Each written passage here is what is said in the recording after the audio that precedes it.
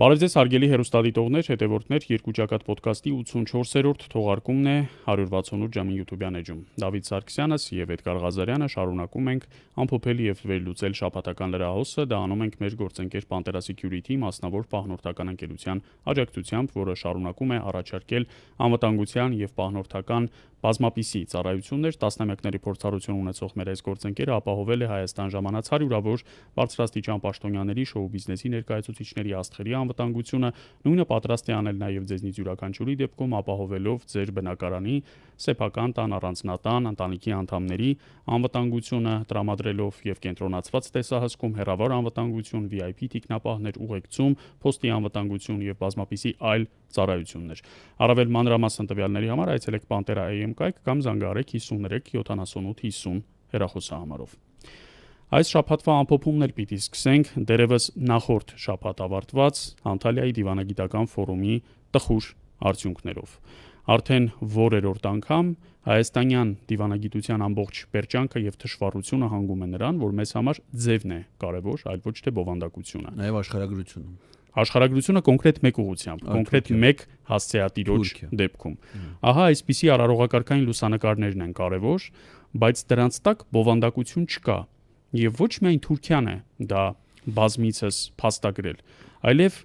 պայմանական ասած հայկական կողմը Նիկոլ Փաշինյանն ու Արարատ Միրզոյանն են ընդունել, որ որևէ փոփոխություն, որևէ արդյունք, որևէ բեկում հայ-թուրքական եւ հայ-ադրբեջանական գործընթացներում չկա։ Հայ-թուրքական դե այդպեսի գործընթաց չկա։ Կան միայն այս լուսանկարները։ Այո, հանդիպում են իրանք շատ ջերմ զրուցում, օրինակ տեսանյութեր կա, չէ՞, ջերում Բարամ Արարատ Միրզոյան արդեն ֆորմալ հանդիպումների արանքում ինչ բարեկամական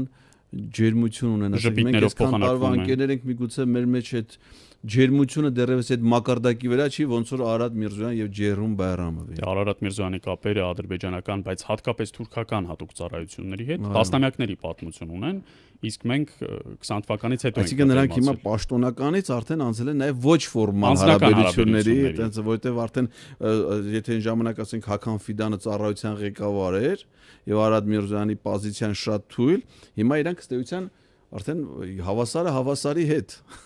սա ձեռքբերում բայց հոգուխորքում իհարկե Արարատ Միրզոյանը շարունակում է ակնածանք Ֆիդանին ընկալել որպես իր երբեմնի գործատու, իր երբեմնի առաջնորդ, թեև աշխատասենյակում հավանաբար դեռևս շարունակում է կախված մնալ Նիկոլ Փաշինյանի լուսանկարը, բայց կարելի է արդեն ավելացնել Աթաթուրքի, իսկ ավելի կոնկրետ Էրդողանի լուսանկարը։ Աթաթուրք-Էրդողան, ինչպես Թուրքիայի բոլոր բնակավայրերում կողք կողքի դրված նրանց լուսանկարներն են, հիմա ասենք կարելի է Նիկոլ Էրդողան, օրինակ այդպես կարելի է կախել, որովհետև միևնույնն է Էրդողանն է սահմանում հայաստանյան արտաքին քաղաքականության առաջնահերթությունները։ Փոքրը մեծ այս լուսանկարը ամենատիպականը կլինի, սա կարելի է մեծացնել եւ կախել բոլոր բարձրաստիճան պաշտոնյաների աշխատասենյակներում։ Չէ, արարողակարգային լուսանկար, այսինքն սա դրեն իրանց բոլոր աշխատասենյակ ճիշտ։ Հիմա որ հերթական սուտն է գաղտնազերծվում Անտալիայի հերթական դիվանագիտական ֆորումի արդյունքներով։ Հայաստանի եւ Թուրքիայի միջև սահմանի բացման, իսկ ավելի ճիշտ կլինի ասել Թուրքիայի կողմից Հայաստանի Հանրապետության ապաշրջափակման լուրերի ամբողջ սնանկությունը եւ դատարկությունը։ 2022 թվականից սկսած մենք լսում ենք, որ Թուրքիան պատրաստակամ է բացելու հայ-թուրքական սահմանը, որը փակ է 93 թվականի ապրիլից, այսինքն արդեն 32 տարի շարունակ։ Իսկ ավելի կոնկրետ կրկնում եմ, ձևակերպումն այն է, որ վերացնելու Հայաստանի Հանրապետության ցամաքային շրջափակումը, մի պարտավորություն, որը Թուրքիան ստանձնել է Եվրամիության մաքսային միությանն անդամակցելով, որ դեպի ծով ելք չունեցող երկրների սահմանը պետք է բաց պահի, որպես Եվրամիության մաքսային միության անդամ։ Թուրքիան դա ոչ միայն չի անում, նույնիսկ Արցախի ամբողջական բռնազավթումից եւ հայաթափումից հետո, այլև շարունակում է հայ-թուրքական հարաբերությունների կարգավորումը կապել բացառապես հայ-ադրբեջանական, այսպես կոչված խաղաղության համաձայնագրի կնքման հետ։ Չէ, իրանք չեն ասում համաձայնագրի կնքման։ Իրանք ասում են Հայաստանի կողմից Ադրբեջանի ներկայացրած բոլոր պահանջները կատարելու հետ, որովհետև դրանք համաձայնագրի դրույթներից բացի քանի որ կան լրացուցիչ համաձայնագիրը երբ է կնքվելու։ Համաձայնագիրը կնքվելու է, երբ որ կատարվեն միակողմանի բոլոր պահանջ նախապայմանները առաջադրված Ադրբեջանի կողմից։ Կասկածի տակ դնում մեր ադրբեջանցի գործընկերների երևակայությունը նոր պահանջներ հեղինակելու եւ ներկայացնելու առումով։ Թուրքիան չի ասում այս պահին հնչեցված բոլոր պայմանները։ Առհասարակ Ադրբեջանը ինչ պահանջ որ պիտի ներկայացնի երբևէ, Հայաստանը երբ որ դա կատարի, ադրբեջանցի մեր եղբայրները գոհ լինեն դրա կատարումը, նոր այդ ժամանակ կձևավորվի հայ-թուրքական որևէ օրակարգ։ Թուրք եղբայրներն էլ հետ չեն մնում իրենց կրտսեր գործընկերներից եւ օրինակ Անտալիայի դիվանագիտական ֆորումի շրջանակում իրենք եւս պաշտոնապես պահանջեցին փոխել Հայաստանի սահմանադրությունը։ Բայց ասեցին դա դուք պիտի անեք որպես ձեր ներքին խնդիր։ Դե որպես ներքին խնդիր էլ ինչպես հիշում ես Փաշինյանը 3 ազգային ժողովում հրավիրած ճեպազրույցում ձևակերպեց, ասաց ըստ իս նոր սահմանադրությունում պետք է հղում չլինի անկախության հռչակագրի, բայց դա հո թուրքերը չեն պահանջում։ Դա հո ադրբեջանցիները չեն պահանջում։ Մեր ժողովուրդը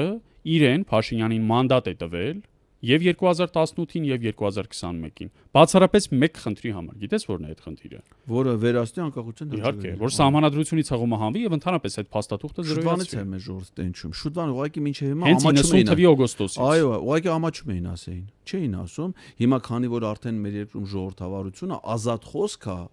մարդիկ ազատ կարողանում են դա արտադրել բռնաճնշումների ժամանակ։ Ոնց կարողային մարդիկ ասեն, որ մենք ուզում ենք վերացնենք մեր երկիրը։ Չէին կարող ասեին։ Այն ինչ էր, Աստված իմ, այն ինչ էր։ Հատկապես 2003-ի սահմանադրական տապալված փոփոխությունները, այդ որ այդ բռնարար իշխանությունները ամեն ինչ արեցին, որ կեղծեն, բայց չկեղծվեց։ Չանցավեց։ Բայց այդ ժամանակվանի ժողովուրդը տենչում էր, թե ոնց վերացնի այս պետությունը, չէին։ Հիմա արդեն քանի որ ազատ խոսքի դարաշրջանը, մենակ ես եմ ազատ խոսքի համար, որ ասես հիմարի պես գնում եմ դատվեմ։ Մնացածը ազատ կարան իրենց մտքերը արտահայտել։ Այնքան ազատ, որ օրինակ լրատվական ալիքներով գրեն հետևյալ վերնագիրը. Արցախցիները թուրքեր են եւ նրանք բոլորը պիտի բնաջնջվեն ու վերանան Հայաստանից։ Բայց դրա համար, օրինակ, շատ ավելի մեղմ մի խոսքի համար Արմեն Գրիգորյանը մահացավ դատական ինստերի դահլիճում։ Իսկ այդ կայքի հովանավորը, այն տխրահարճակ падգամավորը, որը պնդում է թե իբր Արցախում 10 զոհ է եղել ընդամենը, եւ այդ կայքը աշխատացնող լրագրողը ազատ շրջում են Երևանի փողոցներում։ Ազատ շրջում են։ Այդ ազատ խոսքի չարաշահումը, այո, միայն քեզ է վերաբերում, իրանց ոչի վերաբերում։ Եվ անդիմադիր հայացքներ ունեցող այլ գործիչների, օրինակ ասենք դա վերաբերում է նաև Արմեն Աշոտյանին, որը պետք է իր ազատ խոսքը արտահայտելու հնարավորություն չունենա ընդհանրապես, որովհետև իր գործունեության ընթացքում նպաստել է պետական բժշկական համալսարանի գույքի բարելավմանը։ Դրա համար ինքը պիտի հիմա կարծիք արտահայտելու հնարավորություն չունենա, չնայած առանցքային կուսակցություններից մեկի փոխնախագահն է։ Չէ, որոշ սահմանափակումներ կան, բայց հիմնականում ազատ խոսք է ու ժողովուրդը հիմա արդեն վերջնականապես որոշեց, որ վերացնի այս երկիրը, որովհետև հայ ժողովուրդը չի ուզում ունենա պետություն։ Ինքը ուզում է ապրի թուրքական տիրապետության տակ, ըստ Նիկոլ Փաշինյանի եւ ԿՊ-ական Հայաստանի Հանրապետությունն էլ այս տրամաբանությամբ կարելի է վերանվանել, քանի որ դերևս Արմեն Սարգսյանը Արևմտյան Ադրբեջանի Հանրապետությունն դե ինչ կա մտածելու, ասել է։ Ներկայացուցչությունն էլ Իզմիրում բացվել է արդեն։ Այո։ Բայց այո, այս վարչախմբի բոլոր քայլերը մեզ տանում են Թուրքիայի ենթապետության ձևավորման այստեղ որևէ կարգավիճակով։ Մոտավորապես այնպես, ինչպես դա եղավ վերջին ամիսներին Սիրիայում։ Իդեպ Սիրիայի ահաբեկիչ նախագահը հրավիրված էր Թուրքիայի Անտալիայի դիվանագիտական ֆորումին։ Եվ շատ ուշագրավ լուսանկար ունեցան ձերք սեղմման, զարմանալիորեն Նիկոլը չի հանդիպել, բայց օրինակ Արարատ Միրզոյանը, հա, բայց կարա չէ, օրինակ հրավիրի Երևան եւ ընդունի։ Արարատ Միրզոյանը կարար չէ իրան հրավիրեր, որտեվ Արարատ Միրզոյանն ասել է հետեւյալը. Առաջին հայացքից մերձավոր արևելյան հարցերում անհամատեղելի թվացող մեր դիրքորոշումները նկատի ունի Հայաստանի եւ Թուրքիայի իրականում շատ միանման են։ Այդ մերձավոր արևելյան հարցերում դիրքորոշում ես հասկանում եմ նախ եւ առաջ Սիրիայի հարցում դիրքորոշում։ Երկրորդը դժվար է գտնել, թե որը պետք է։ Որ խորանա կարող են գտնել նաեւ օրինակ աս Պաղեստինի հարցում, եթե հիշում ես Հայաստանը անցած տարի Թուրքիայի դրդմամբ ճանաչեց Պաղեստինի ինքնավարության անկախությունը եւ Թուրքիան այն միակ պետությունն էր, որը ողջունեց Հայաստանի արտգործնախարարության այդ խիզախ քայլը։ Իդեպ դա արվեց Թուրքիայի կողմից այդ շատ ակտիվ տեղեկատվական քարոզչական նախապատրաստումից օրեր անց ընդամենը, երբ շատ ակնհայտ էր, որ Հայաստանը հենց Թուրքիայի դրդմամբ է ճանաչում Պաղեստինի անկախությունը։ Ես էլ ասենք, որ աշխատել եմ դիվանագիտական աշխատանքում, երբ որ վերադասից ցուցումներից հետո երբ որ աշխատանքը լավ կատարում եմ, խրախուսական խոսքեր է ստանում, հաճելի է։ Հաճելի է։ Էն էլ հրապարակային պատկերացնում ես, ոչ թե փակ նամակով, այլ հրապարակայինորեն։ Պարոն Միրզյանի համար էլ հաճելի եղել լսելու Թուրքիայի արտգործնախարարության այդ արձագանքը։ Հաճելի է, էլի հիմա սաղս էլ աշխատել են գիտենք։ Եվ մերձավոր արևելյան հարցերում Հայաստանի եւ Թուրքիայի դիրքորոշումների նմանությունը չար կատակ է թվում։ Չար երազ է, սա սարսափ երազ է, որովհետեւ մեր մայր գաղութում այսօր գոյաբանական սպառնալիքի արչև կանգնած տասնյակ հազարավոր հայերը մեկ վայրկյանում քաղաքական որոշմամբ կարող են ուղղակի այդտեղից տեղահանվել եւ ցեղասպանվել, այնպես ինչպես դա տեղի ունեցավ ուղիղ 100 տարի առաջ Օսմանյան կայսրության հայաբնակ տարածքներում։ Եվ 2 տարի առաջ Արցախում։ 2 տարի առաջ Արցախում, բայց երբ ասվում է մերձավոր արևելյան հարցերում դիրքորոշումների նմանություն, խոսքը այո նախ եւ առաջ մեր մայր գաղութի մասին է։ Ինչպես հայտնի է, դեռևս տասնամյակներ առաջ Թուրքիայի կողմից Հայաստանի նկատմամբ ձևակերպված պահանջներից մեկը վերաբերում է Հայաստանի Հանրապետության եւ Սփյուռքի միջև կապերը արմատապես խզելուն, դրանք քանդելուն։ Եվ ով եթե ոչ Փաշինյանը հետևողականորեն պետք է իրականացնի այս սցենարը, ինչպես հիշում ես, առնվազն 3 սփյուռքյան գաղթօջախներում, Շվեյցարիայում, Գերմանիայում եւ Միացյալ Նահանգներում այս տարեսկզբից սկսած նա ցեղասպանությունը փաստացի ժխտող, թեև անուղղակիորեն, բայց ժխտող, դրանք կասկածի տակ դնող հայտարարություններ է արել, ավելին փաստորեն չեղարկել է նաև Սփյուռքի դերակատարումը Հայաստանի Հանրապետությանը վերաբերող ցանկացած հարցի որոշման մեջ։ Նա քանիցս հիշում ես հիմար բառախաղ էր անում, որ հայ ժողովուրդը Հայաստանի Հանրապետությունում ապրող մարդիկ են հայ ազգը ամբողջ աշխարհում, բայց նրանք քանի որ քաղաքացի, եթե որևէ ազդեցություն չպետք է ունենան Հայաստանի Հանրապետության մանավանդ Սփյուռքում էլ հիմա եթե նկատել ես մի հատ ծանր վիճակ է, տարին մի 10,000 հոգի վերջին անգամ գործածում է հայերեն բառ, այդ վիճակագրությունը միայն վարչապետ Նիկոլ Փաշինյանն է վարում։ Ասում դուք եք դավաճանել, հո ես չեմ, այ դուք եք դավաճանել ասում։ Այսինքն ամեն հայ վերջին բառ օգտագործելու զանգում ասում է պարոն Փաշինյան, այսօրին վերջին բառի օրինակ գրեք, իմ անունն է, այսինչյան, ես ապրում եմ Արգենտինայում եւ այսօր օգտագործեցի իմ վերջին հայկական բառը, խնդրում եմ ինձ հաշվառեք ռեեստրում։ Ու տենց ինքը հաշվելա տարի մի 10,000 մարդ վերջի բառը ասում է։ Ձեռ առնում է։ Ու սա ցույց է տալի, սա ասում այն կառավարությունը այն պետության, որը մինչև հիմա Սփյուռքի ուսուցիչների վերապատրաստման ծրագրեր է իրականացրել, որ օգնել է Սփյուռքի հայկական կիրակնորյա դպրոցներին, ապահովելով մեթոդաբանություն, գրականություն, սերտ համագործակցություն անեցել Հայաստանի Առաքելական եկեղեցու հետ, որովհետև մի շարք կիրակնորյա կամ շաբաթօրյա դպրոցներ, դրանք նաև եկեղեցապատկան են, համագործակցել է Հայ հեղափոխական դաշնակցության հետ, որի մշակութային ազգային կառույցները Սփյուռքում իրականացնում են նույն հայապահպան առաքելությունը եւ իրենց հովանուտակ պահում են մշակութային կենտրոններ, դպրոցներ եւ այլն։ Իսկ հիմա եւ դաշնակցությունը եւ եկեղեցին Հայաստանի իշխանությունների կողմից հռչակվել են որպես փաստացի այս իշխանությունների համար ճշնամական կառույցներ, հետևողականորեն ջանքեր է գործադրում եկեղեցու ազդեցությունը թույլատնելու, դաշնակցության դերը թույլատնելու համար։ Դաշնակցական գործիչները հետապնդվում են ոչ միայն Հայաստանում, այլ նաեւ Սփյուռքում։ Արգելվեց Մուրադ Փափազյանի մուտքը Հայաստան։ Հետո նա դատարանով կարողացավ վերականգնել։ Դատարանով վերականգնել, դատարանը չվերականգնման պատճառը Էմանուել Մակրոնի միջնորդությունն էր, որովհետև Նիկոլ Փաշինյանն ասաց, որ այդ հանդիպումից հետո դատախազությունը չի բողոքարկի։ Ուզում ես ասես մեր դատական համակարգը անկախ չի։ Ոնց թե։ Ես դες բան եմ ասում, ոնց կարող եմ ես դες բան ասեմ։ Ես քո ասացից դա հասկացա, խնդրում եմ հարգալից դու մանիպուլացնում ես։ Խնդրում եմ հարգալից Դավիթ, դու դատական իշխանության, եթե որևէ մեկից մեր դատական իշխանությունը կախված, ապա նախկիններից։ Ներկաներից ոչ մի դեպքում։ Ոչ մի դեպքում, հիմա մանավանդ որ այդ վեթինգը հաջողությամբ հիշում ես,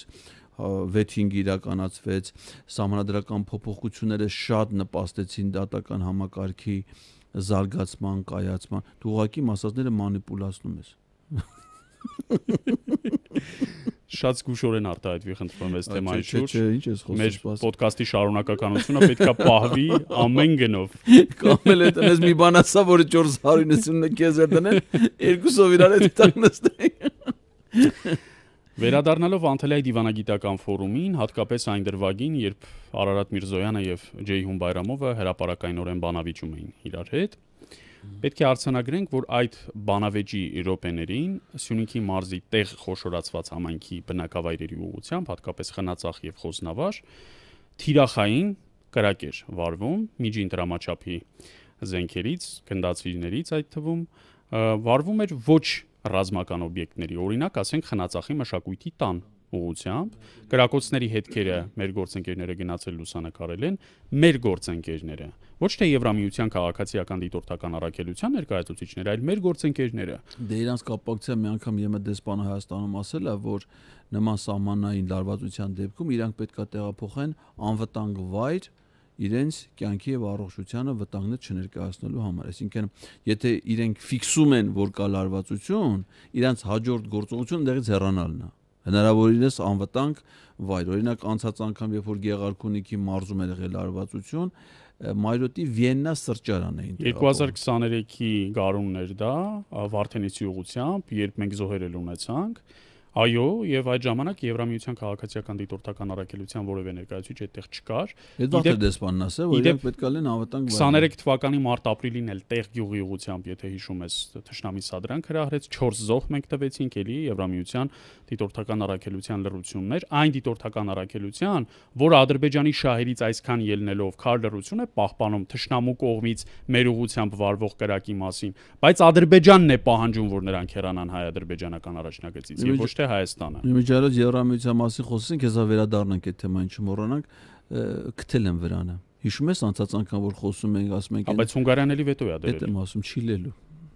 Եվ անհանգիստ ենք, չէ՞, ասում ենք վրանն ուրա բերել են, որտեղ բերածելներին անպայման միտեղ դրած կլնեին բան, պարզվեց որ չի լելու։ Չէ, Հունգարիան էլի վետո է դրել, ասում եմ բացառապես համաչափության սկզբունքով Ադրբեջանն էլ պիտի այդ փողին համարժեք մի բան ստանա։ Ադրբեջանն էլ ասում է 10 միլիոն եվրոյի կարիք չունեմ։ Իսկ Տավուշի եւ Գեղարքունիքի ուղղությամբ հիմա մենք ավելի շատ Սյունիքի ուղղությամբ թիրախային կրակից ենք խոսում, բայց Գեղարքունիքի եւ Տավուշի ուղղությամբ եւս անհանգիստ է, օրինակ ասենք Մովսես գյուղի բնակիչները վերջին 1 ամիսը քնում եւ արտանում են կրակոցների ձայների ներքո, բնակիչներն են դա լսում, ոչ թե դիրքապահ զինծառայողները։ Դա արդեն հիմա դիրքեր են քանա մոտեցել, որ էլի բայց իհարկե բացարձակ ռեկորդակիրը Գեղարքունիքի մարզպետ Համատեղությամբ ջրային կոմիտեի նախկին նախագահ, համատեղությամբ նախկին մարզական լրագրող Կարեն Սարգսյանն էր, կրթություն ունի, որը գիտես ինչ ասաց։ Ուղղակի իր համասանն է փակվել, չգիտեմ, այդ Մոսկվայում Պատմասկովիայում ինչ-որ շինության մեջ գրանցված է։ Սա բացարձակ ռեկորդ խփեց։ Ընդամենը 3, գիտես ինչ է ասել։ Ասած կրակոցներ կան, բայց դրանք լսելի են, մենք չգիտենք որ կողմից են այդ կրակոցները։ Ինչ է ասում Կարեն Սարգսյանը եւ Կարեն Սարգսյանի բերանով ինչ է ասում այս վարչախումբը։ Ասում է, որ շատ հավանական է հայկական զորքը թեև չկրակելու հրաման է ստացել, բայց ինքն է կրակում։ Հետևաբար Ադրբեջանը ազատ է պատժելու կարգազանց հայ զինծառայողներին։ Դա ասել էին տեղ գյուղի միջադեպից անմիջապես հետո Պաշտպանության նախարարության հրապարակային հաղորդագրությամբ, որը այդ ժամանակ մեզ համար շոկային էր եւ ցնցող։ Հիշում ես, երբ Պաշտպանության նախարարությունն ասաց ծառայողական քննություն է նշանակվել եւ եթե պարզվի որ հայ զինծառայողներն են առաջինը կրակարծակել եւ խախտել հրադադարի ռեժիմ, ապա նրանք կպատժվեն։ Փաշինյանը երկրորդ անգամ էլ ասաց, որ ինքը նման հրահանգատվ է խաղաղության ռեժիմը պահելու եւ հայկական կողմից որևէ խախտումը դառնալու է հատուկ քննության առարկա։ Հիմա Գեղարքունիքի մարզպետը, որպես արդեն քաղաքացիական, արդեն հաղորդում է տվել որպես պաշտոնյա, ոչ զինծառայող, ասում է, որ փաստորեն մեր բանակը կարող է եւ չընթարկվել մեր ռազմաքաղաքական ղեկավարության իրան սահմանադրական պարտականությունը կատարեն հանկարծ երկրի ղեկավարի բարձրավոր չեն կատարելու, չէ՞, Էդգար։ Ես եւ դու գիտենք, որ միանշանակ ադրբեջանական կողմից հրահրված կրակ է, բայց նույնիսկ ադրբեջանական կողմից հրահրված եւ քաղաքացիական օբյեկտներ ու քաղաքացիական անձանց թիրախավորած կրակը վերագրվում է մեր չկրակող զինծառայողներին եւ ֆորա է տրվում Ադրբեջանին, ասում է տեսեք, ստեղ մենք ոնց որ կարգազանց զինծառայողներ կարող է ունենանք։ Դա տեսեք ինչ է, սնայպեր բան ինչ ունենք։ Մենք միևնույնն է չենք միջամտելու, ինչ ուզում եք արեք։ Քեզ մի բան էլ հիշեցնեմ։ Այս մեր 1090, այս մեր զինծառայողների մայրերը լավ իմանան, բոլոր նրանք ովքեր այսօր կարծում են, թե իրենց որդիները համեմատաբար ապահով եւ անվտանգ ծառայության մեջ են, տեսնեն թե ինչպես է այս իշխանությունը զոհաբերում այդ խաղաղ պայմաններում ծառայող իրենց որդիներին։ Ուրեմն լսի, պաշտոնական հաղորդագրություն Պաշտպանության նախարարությունից անցած շաբաթ։ Ականազերծման աշխատանքների ժամանակ հայ զինծառայողը ստացել է ականի պայթյունից վիրավորում։ Ական դնելուց պարզավոր զինծառայողը չի կարա, չէ, վիրավորել, որտեղ ականը դնելուց չի պայթում։ Ականը կարա պայթի, եթե անզգուշաբար հայտնվել է սնդեղ, որպես կանոն դա լինում է ականազերծման աշխատանքների ժամանակ։ ու դա եղել է Գեղարքունիքի մարզում։ Ինչա դա նշանակում, որ ինչ որ մի զինծառայողի հրաման են տվել, որ ականազերծում իրականացնի, այսինքն մեր դրած ականները հանի, մաքրի։ Ինչի համար դա արվում։ Ու երբ է վերջին անգամ արվել, դե parza այդ միջադեպը եղել է միականով, չէ՞, նշանակում է մյուսների հետ կապված դեռևս չի եղել։ Ու նշանակում է, որ դա չի կարա վերաբերվի միայն Գեղարքունիքի մարզին, այլ է ենթադրել, որ դա արել են նաև Սյունիքի մարզի հատվածում, Վայոց ձորի հատվածում, Տաուշի հատվածում։ Վերջի տեղեկությունը, որ ականազերծման ժամանակ հայ սակրավորը վիրավորում ստացել, երկու դեպք ա եղել է Տաուշի մարզում,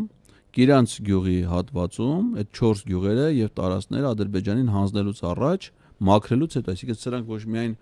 տարածքներն են հանձնում, այլև մեր զինվորների կյանքի եւ առողջության գնով ականազերծում են։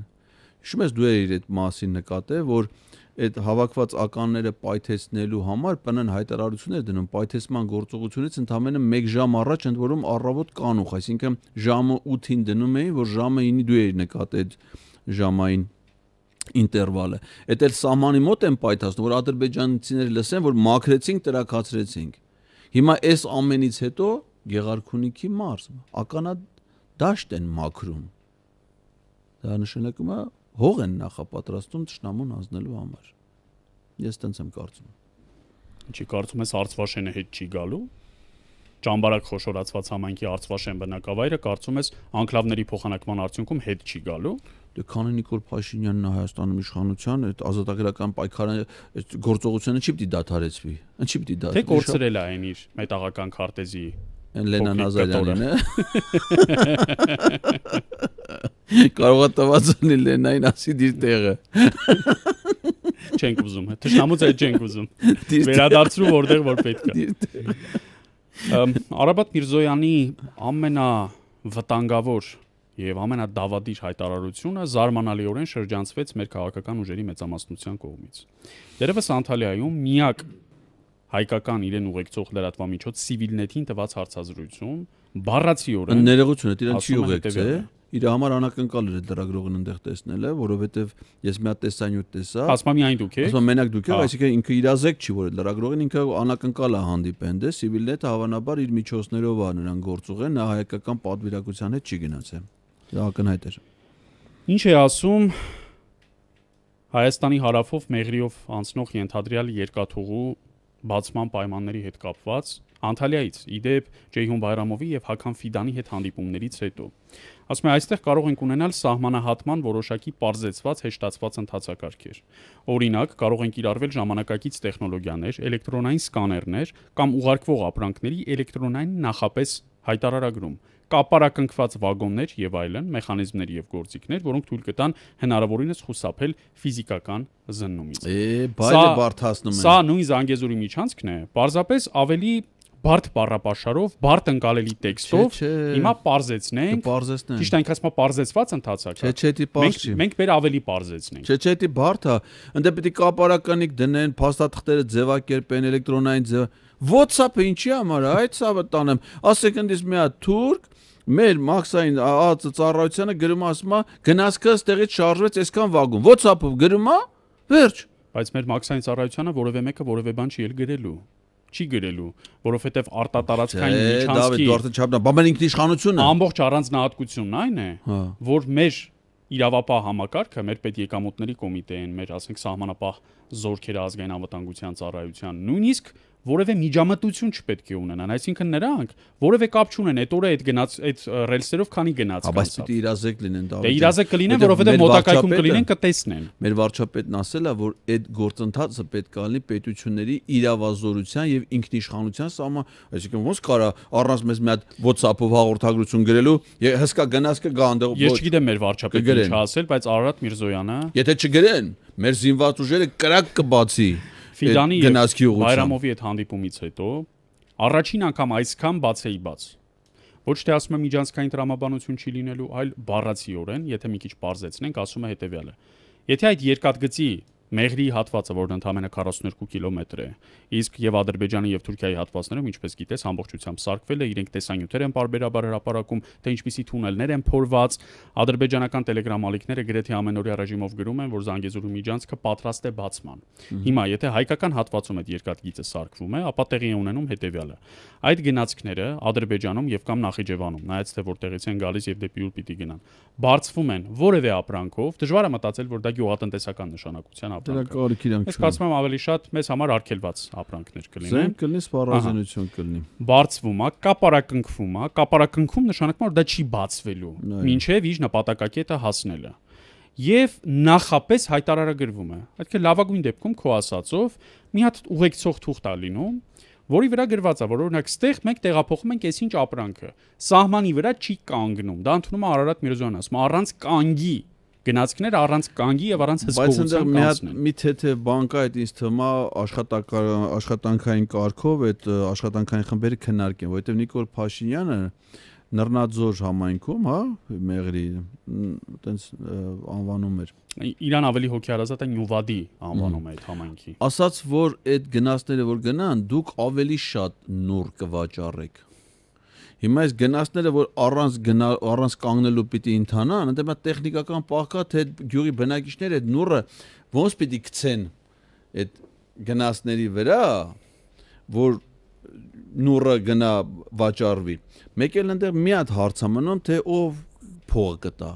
Ասենք, ենթադրենք մի 10 արկղ նուռ ինչ որ մի ձևի գցին այդ գնացքը ընթացքում գնաց։ Փողը ով այդ մի քիչ տեխնիկական հարցեր կա, որ ինձ թվում է Արարատ Միրզոյան, Ջեյրուն Բայրամով, Հական Ֆիդան, որ աշխատանքային կարգով մի հատ էլ դե բանում հանդիպեցին Ստամբուլում, Անտալիայում հանդիպեցին, մի հատ էլ ասենք Անկարայում հանդիպեն, մի հատ էլ ասենք տեղակալները, Վահան Կոստանյանը գնաց հասավ Թբիլիսի։ Ադանա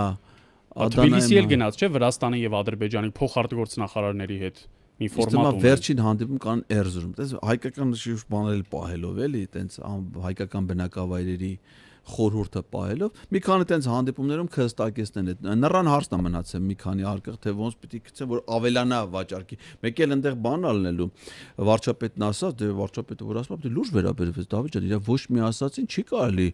այտենց հեգնանքով մատներանքով պետության ղեկավար է վերջո հենց այնպես չի գործադիր իշխանության ղեկավար է ամեն մի խոսքը չափված ինքը ասաց որ առաջիկայում նաև միլիարդավոր դոլարների հոսք ալնելու ասենք Շվանիձոր համայնք միայն Շվանիձոր համայնք հա բայց այդ գիտես ինչի որտեվ Շվանիձոր համայնքը ջրազրկվում է եթե դու ատամ մաքրելիս 5 վայրկյան ավել ես պահում դա մեր ճիշտ ասած ես ընդունեցի այդ ճիշտ ասում Այսուհետ ավելի խնայողաբար ես 3 օր չեմ լվանում ատամներս այդ բանից հետո ասենք ճիշտ ասա կարողա տենց չի կարողա մենք ատամ լվալուց ջուրը չի հոսում ինչ նենց ես նայում որ ատամ լվալուց ջուրը չի հոսե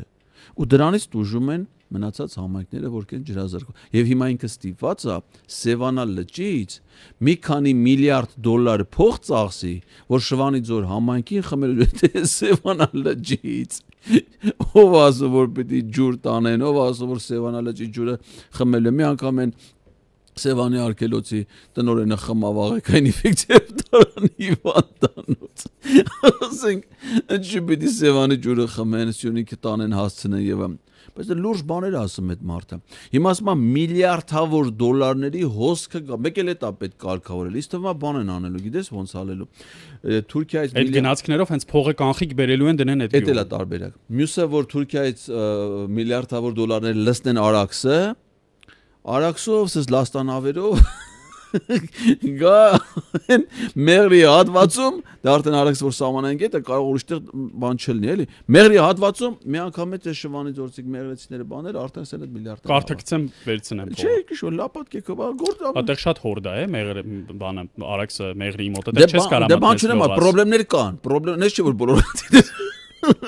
կարող որոշ տեխնիկական խնդիրներ առաջան Իսկ իր այցի նպատակ հենց է դա նույն ձևի անցած տարի ժամանակ տավուշում էր չէ գնացել էր այդ Կիրանց ոսկեպար բաղանից ասում էր թե ոնց պետք է տարածքները հանձնի հիմա գնացել Մեղրի նույն նպատակն է նույն բանն է 2022 թվականի ապրիլից սկսած այս էլ արդեն 4-րդ ապրիլն է շատ ծայրահեղ ու վտանգավոր հայտարարություններ են արվում սրա կողմից։ Մի նոր շրջափուլ է բացվում թուրք-ադրբեջանական պահանջների։ Ես երեք դա էի մտածում ու փորձեցի համակարգել։ Ինչ ստացվեց։ 2022 թվականի ապրիլին սա ասում է. «Պիտի փոքր-ինչ իջեցնենք Արցախի նշաձողը, որ միջազգային լայն կոնսոլիդացիա ապահովենք, դրանից 6 ամիս անց գնում է Արցախը, առաջին անգամ պատմության մեջ ճանաչում է Ադրբեջանի կազմում։ 2023 թվականի ապրիլին սկսում է խոսել Բաքու-Ստեփանակերտ ուղիղ երկխոսության անհրաժեշտության մասին։ Արցախն արդեն 4 ամիս է ինչ շրջափակված էր 23 թվականի ապրիլի դրությամբ եւ ամբողջությամբ եւ վերջնականապես ձեռքերը լվալով իր 120,000 հայրենակիցներից ասում է, որ Ստեփանակերտը ինքը պետք է կարգավորի իր հարցերը Բաքվի հետ, չմոռանալով ասել, որ եթե նույնիսկ ընդունեն Բաքվի հրավերը գնան Սոֆիա կամ Բրատիսլավա, դեր հարց է հետ կգան թե ոչ։ Դա Փաշինյանն է ասել։ Նախնդը Սոֆիայի Բրատիսլավայի թեմա չի եղել է Եվլախ, այդ հանդիպումներն էլ կայացել է։ Արտակ Բեգլարյանը ինքը հայտնել է, որ Սոֆիա գնալու պատրաստակամությունի վերջո Արցախ իշխանությունները հայտնել են, տոմսերը առած ա եղել որ գնան, բայց չեղարկվել է, որովհետև ադրբեջանական կողմից ասել են, որ իրանք այդ հանդիպմանը չեն գալու։ Մինչև այդ Նիկոլ Փաշինյանի հայտարարություններին զուգահեռ եղել է Իլհամ Ալիևի հայտարարությունները, որով ասվել է, որ Լեռնային Ղարաբաղը վարչական միավոր Ադրբեջանի տարածքում գոյություն չունի։ Դրանք Ադրբեջանն ունի իր վարչատարածքային կառուցվածքը, իսկ Ղարաբաղի հայերը չեն կարող ունենալ գեթ մեկ նիշ ավել առավելություն կամ արտոնություն, քան Ադրբեջանում ապրող մյուս բոլոր ազգային փոքրամասնությունները։ Ադրբեջանն ունի մեկ սահմանադրություն, միասնական օրենսդրություն եւ այդ տարածքում ապրող ցանկացած մարդ պետք է ենթարկվի։ Այսինքն բանակցելու թեմա, տրամադրություն, կարգավիճակ, հայ, Արցախ, այդ բաները Ադրբեջանի նախագահ օրակարգից հանել է։ Ընդամենը ասում է մենք ձեզ կարող ենք տեղեկացնել մեր երկրի սահմանադրության եւ օրենսդրության մասին, որպեսզի դուք իմանաք, թե ոնց պիտի ապրեք։ Այսինքն 18 տարեկան ձեր տղան, որ դառնա 18 տարեկան, ադրբեջանցի զինկոմը իրան ոնց պիտի տանի Ադրբեջանի բանակ ծառայելու։ Այդ է քննարկվելու։ Թույլ տուր ամփոփել շարքը 2024 թվականի ապրիլին բուրըն թափով սկսվում է Տավուշի մարզում սահմանազատման անվան տակ տարածքների,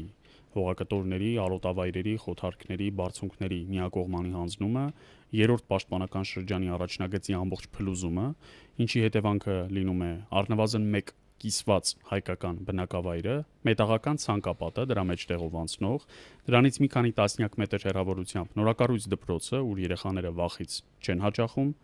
հարյուրավոր հեկտար չմշակվող հողատարածքները Բերքաբեր, Բաղանիս եւ Ոսկեպաշ գյուղերում եւ այս գյուղերի գլխին կախված նոր վտանգը։ Ու մեկ էլ հիշում եմ նրա այն հոխորտալից արտահայտությունը, թե եթե հրաժարվենք այս գործընթացից, շաբաթվա վերջ պատերազմ լինելու եւ ես շատ լավ գիտեմ այդ պատերազմը ոնց է ավարտվելու։ Ընդ որում այդ պատերազմը լինելու էր ոչ միայն Հայաստանի արևելյան, այլև արևմտյան Արմավիրի մարզ, աշխարհագրորեն երկայնքով։ Եվ 2025 թվականի ապրիլ, այսինքն մեր օրեր, երբ նա անվերապահորեն ընդունում է Ադրբեջանի նախապայմանը, որ նոր սահմանադրության մեջ անկախության հռչակագրին հղում չի լինելու, այսինքն փաստորեն Հայաստանի Հանրապետության փոխարեն ստեղծվելու է մեկ այլ պետական կազմավորում, անհասկանալի է թե ինչ հռչակագրով, ինչ իրավասությամբ, որ միջազգային կազմակերպություններին անդամակցության հեռանկարով, ինչպիսի միջազգային պարտավորություններով, հնարավոր ռազմատուգանքի մարման պարտավորությամբ, ագրեսոր եւ օկուպանտ ճանաչված եւ այլն, այսինքն մոտավորապես այնպես, ինչպես հետպատերազմյան Գերմանիան կամ Ճապոնիան էին։ Միջազգային հանրության կողմից ամբողջապես իզգոյացված, համաչափության սկզբունքը ամբողջությամբ ոտնահարված, այսինքն օրինակ ձայնազուրկ, իրավազուրկ եւ բացառապես նրան հաղթած պետությունը կամ պետություններն են որոշում, թե ինչ իրավունքներ եւ ինչ պարտականություններ կունենա այդ պետությունն ու այդ ժողովուրդը։ Եվ իհարկե ՀՀԿ Մինսկի խմբի լուծարելու պարտավորությունը, որի շուրջ դերևս ձևական դիմադրություն են ցուցաբերում պնդելով, թե իբր ՀՀԿ քարտուղարությանը կդիմեն խաղաղության համաձայնագրի ստորագրման հետ նույն օրը, բայց ես առավել քան վստահ եմ եւ մեր ոդկասթի այս հատվածը կարծում եմ մի քանի ամիս անց կարող ենք վերադիտել ու որպես շորթ էլ կտրել եւ հետո տարածել, որ ամիսներ անց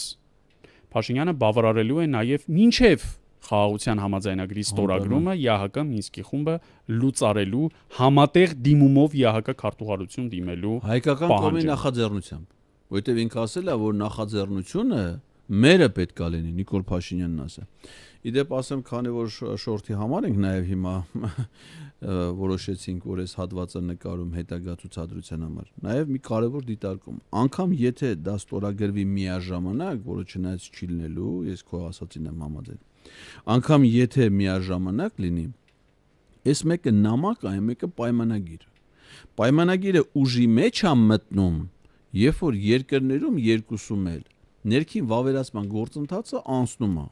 Իսկ նամակը վավերացման գործընթացի կարիք չունի, այսինքն նամակը հենց ստորագրեցիր,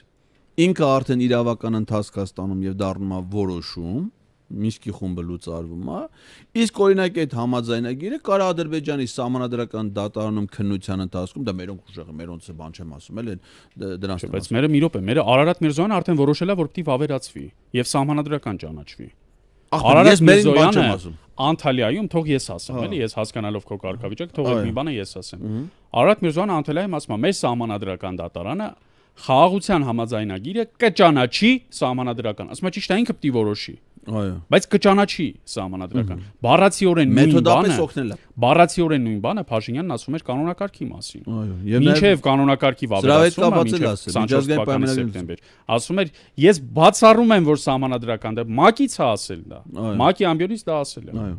Հիմա ես Ադրբեջանն եմ ասում։ Ադրբեջանի ՍԴ-ն եթե որոշեց, որ դա չի համապատասխանում Ադրբեջանի սահմանադրությանը, կարող ասի, այս համաձայնագիրը չի։ Գնացեք նորը բանակցեք, նորը բերեք, կարող։ Դու մի րոպե, որ Ադրբեջանի ՍԴ-ից խոսում ես։ Դու տեղեկանք ունես Ադրբեջանի սահմանադրական դատարանի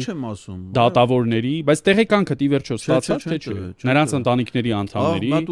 ադրբեջանցի դատական կատարածուների։ Էդի հələ ասենք թե դու ասես տեղեկանք ունենաս, որ չասես։ Ես նախ մի հատ տեղեկություն լսել եմ մի հատ ադրբեջանցի դատավորի մասին։ Իսկ իրոք դա արատավորող տեղեկություն է, որովհետև ինչ-որ մի ավանակի հետ հարաբերությունների հետ կապված է եղել, ընդ որում այդ ավանակն էլ նախերի մեջ ամենաբարձր զռացողը չի եղել։ Հիմա չեմ անում, դա ասեմ թե չասեմ։ Մնացել եմ այդ էշը, այնց հետաքրքիր տեղեկություն է, որ մարդիկ լսեն կարող է հետաքրքիր է, բայց արատավորող է։ Բայց չեմ անում, ասեմ թե չեմ ասում։ Արատավորողը ավանակի համար թե դատավորի։ Դատավոր մեռել է։ Բայց ինչ արատավորող։ Ավանակն է։ Այդ դրանից է մահացել ինձ այդ հարաբերությունը։ Քշել է էլի ինչ-որ բան արել չեմ։ Հիմա ասենք Ադրբեջանի ՍԴ-ն ասած դա չի համապատասխանում սահմանադրությանը։ Նշանակում է չի վավերացվում, չէ՞։ Նշանակում է այդ համաձայնագիրը չկա, խաղաղության համաձայնագիր չկա, բայց Մինսկի խումբը լուծարելու նամակը արդեն ՄԱԿ-ի անվտանգության խորհրդում է, երի դրան հետ կանչել չկա, դրանք է դրա հիման վրա որոշումը կա։ ՄԱԿ-ի անվտանգության խորհուրդ չէ, ՀՀԿ քարտուղարություն պիտի ուղարկեն ընդամենը, ՄԱԿ-ը չեն ուղարկի։ Այսինքն անկախ դրանից թե այդ համաձայնագիրը եւ այդ ՀՀԿ-ն լուծարելու որոշումը միաժամանակ կստորագրեն, թե ավելի շուտ, իսկ ավելի շուտին ես հակված եմ, որ քո ասածն է լինելու, միևնույն է ճակատագիրը նույնն է լինելու։ ՀԱԿ-ի Մինսկի խումբը լուծարվելու է, իսկ այդ համաձայնագիրը տենց էլ չի ստորագրվելու կամ ուժի մեջ չի մտնելու։ Ես կարծում եմ հետեւյալ հաջորդականությամբ կզարգանան իրադարձությունները։ Քանի որ այս պահին պաշտոնապես առաջադրված երկու առաջնահերթ պահանջ նախապայման կա, ՀԱԿ Մինսկի խմբի լուծարում եւ նոր սահմանադրության ընդունում, եւ քանի որ Փաշինյանն ասել է, որ նոր սահմանադրության ընդունումը ամիսների, իսկ միգուցե նաեւ տարիների աշխատանք է, Ադրբեջանում էլ հրաշալի գիտեն, որ Փաշինյանը առնվազն 650,000 կողմ ձայն ուզի էլ չի կարող ապահովել նոր սահմանադրության Ալիևյան մայրօրենքի ընդունման համար։ Դրա համար ուրիշ բան է մտածել, որ բերի ընտրության հետ նույն օրն անի։ Դա էլ իդեպ հակասահմանադրական է եւ հանրակրվեի մասին սահմանադրական օրենքին դեմ է, դա կարող է փոխել, բայց անելու է հետեւյալը, որպես միջանկյալ քայլ, շատ շուտով, շաբաթներ կամ ամիսներ անց, դիտարկելու է Մինսկի խմբի լուծարումը առաջնահերթության կարգով անելը, այսինքն ըստ ամենայնի համաձայնելու է այս պայմանին, բայց նույնիսկ դրանից հետո խաղաղության համաձայնագրի արդեն իսկ համաձայնեցված նախաբանի եւ 17 կետի տեքստի ստորագրում տեղի չի ունենալու մեկ պարզ պատճառով։ Ադրբեջանն ասելու է, որ կարևորագույն նախապայմանը բավարարված չէ։ Քաղաքական պատրաստակամություն հայտնել է Փաշինյանը ընդունելու նոր սահմանադրություն կամ առաջարկելու նոր տեքստ։ Բայց դա Փաշինյանը միաձայն որոշող չէ եւ ընդունող չէ։ Դրա համար հայ ժողովրդի քվեն է պետք։ Հայ ժողովուրդը, Հայաստանի Հանրապետության բնակչությունը երբևէ նման սահմանադրության իր մեծամասնությամբ այո չի ասելու։ Եվ դա շատ ակնհայտ է։ Բայց դու չես միամիտ, որ մտածում ես, որ դու ասում ես նաև ադրբեջանցի փախստականները կարող ան ստեղ որոշեն։ Ոչ էլ Վահագ Հովակիմյան կա արդեն կենտրոնական ընտրական հանրաժողով նստած։ Բայց գիտես դա այնտեղ նստած է հիմա ամսական միլիոններով փողեր ստանում, որ Գյումրու ավականու ընտրություն կազմակերպի։ Դրա հիմնական առաքելությունը հենց այդ է։ Այստեղ իրանք ես լրիվ համաձայն եմ քո ասացի հետ, որ իրանք մի խնդրեմ ունեն մասնակցության ապահովում։ Այսինքն որ 50%-ից ավել ընտրական իրավունք ունեցողների գնա, բարձր հանրակրվեի համար չեն գնալու, դրա համար օրենքը կփոխեն, հանրակրվեի մասին սահմանադրական օրենք, կբերեն ընտրության օրը, ընտրություններին դնելու են, հեսա միամիտի պես սա քաղաքական ուժերը առաջադրվեն, ամեն մեկ իր կողմից լիքը մարդ տանի քվեարկության, որ մթում իրանց 0.3% ձայները տան, կտանեն այդ մարդկանց տեղամաս,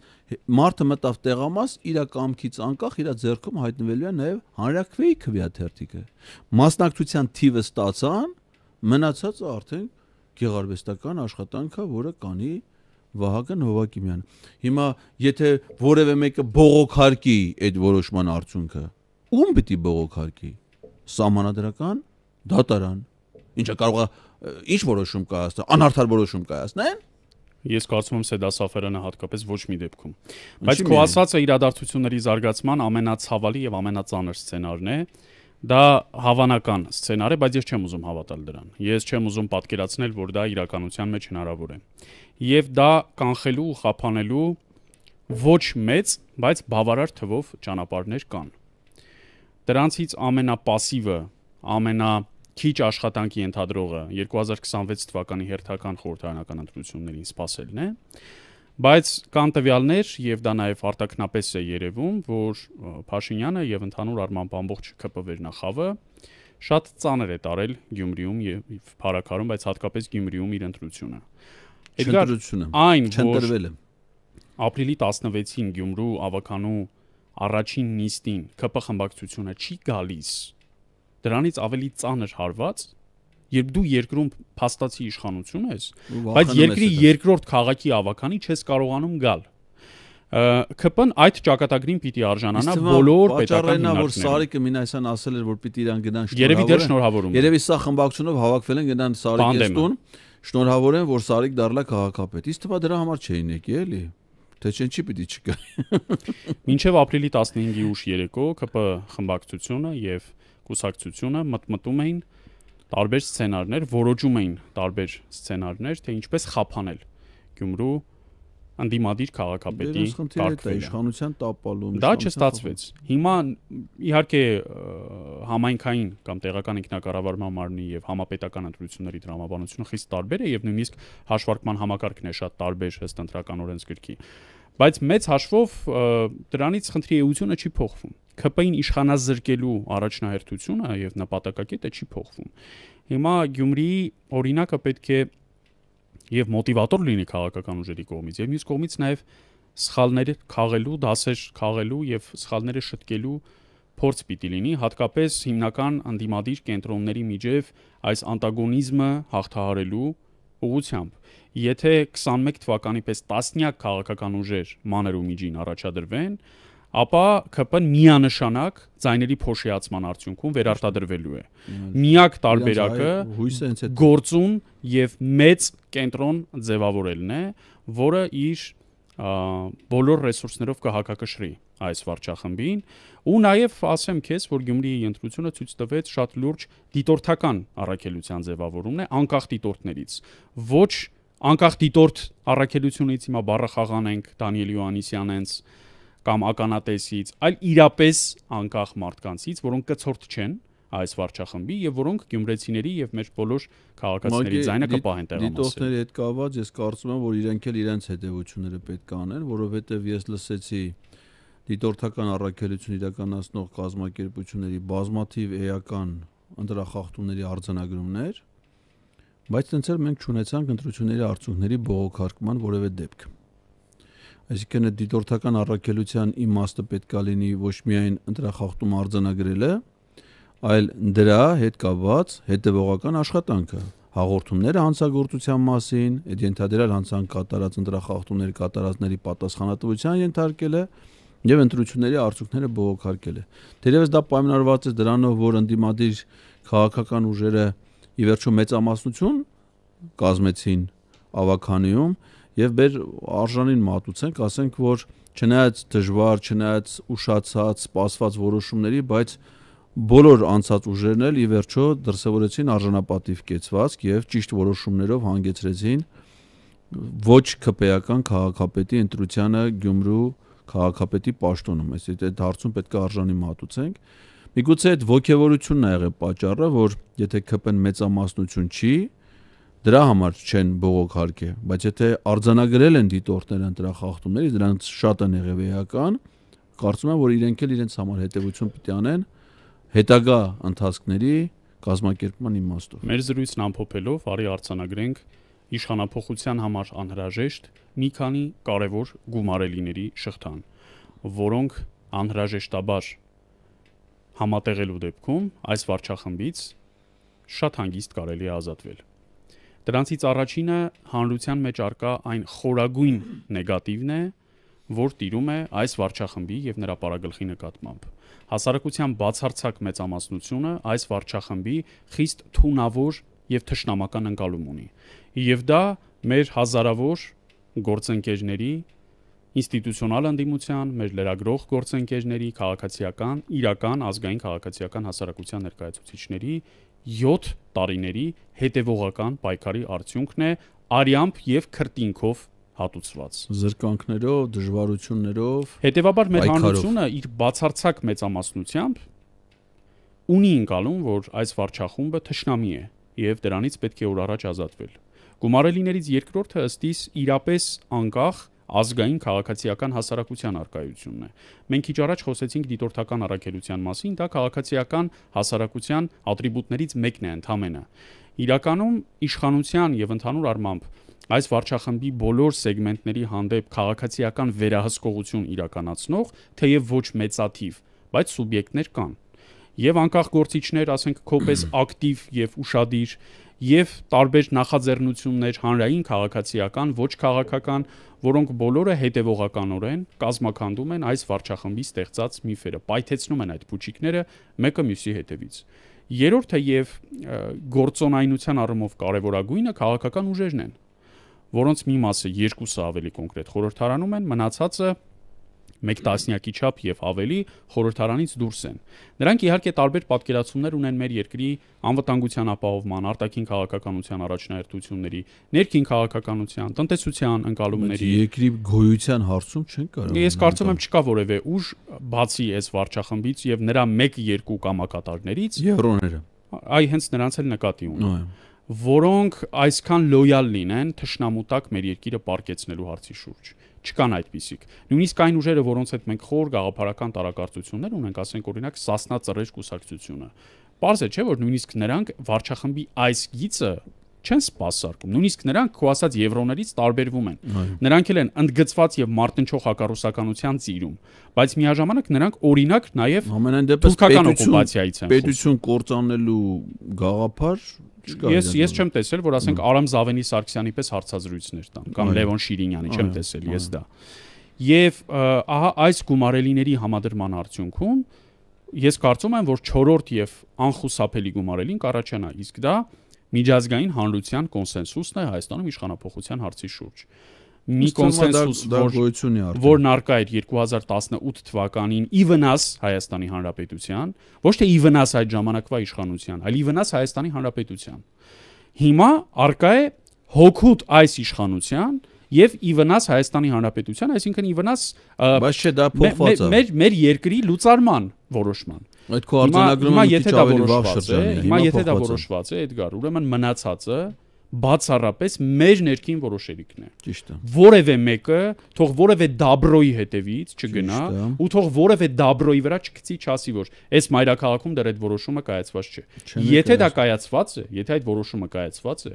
ուրեմն մի քանի օրվա ընթացքում հնարավոր է այս կրիտիկական, այս սոցիոկրիտիկ զանգվածին ձևակերպել եւ ուղղորդել քաղաքականապես եւ ստանալ մեզ համար բաղձալի արդյունք։ Ես լիովին կիսում եմ այդ կարծիքը եւ կարծում եմ, որ մեր հիմիկվա համանդրաիրավական կարգավորումներն էլ թույլ տալիս են առաջադրել գաղափարներ եւ ապահովել հանրային կոնսենսուս։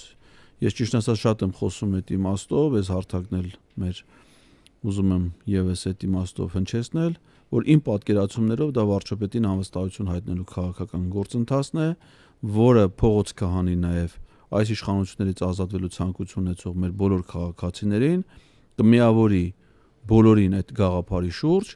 եւ դրան միջոցով մեծ հնարավորություն կլինի ազատվել այս իշխանությունից եւ 2026 թվականի ընտրությանը գնալ ժողովրդավարական ինստիտուտներով, որը լեգիտիմ ակնկալիք կձևավորի ցանկացած քաղաքական ուժի մոտ հավասար մրցակցային պայմաններում հավակնել իշխանությանը Հայաստանում հետագա տարիներին։ Այդ դեպքում արդեն այս վարչախմբի ներկայացուցիչները պիտի ապավինեն ոչ թե որևէ մասնավոր պահնորդական ընկերության, ասենք Pantera Security, այլ բացառապես Հայաստանի Հանրապետության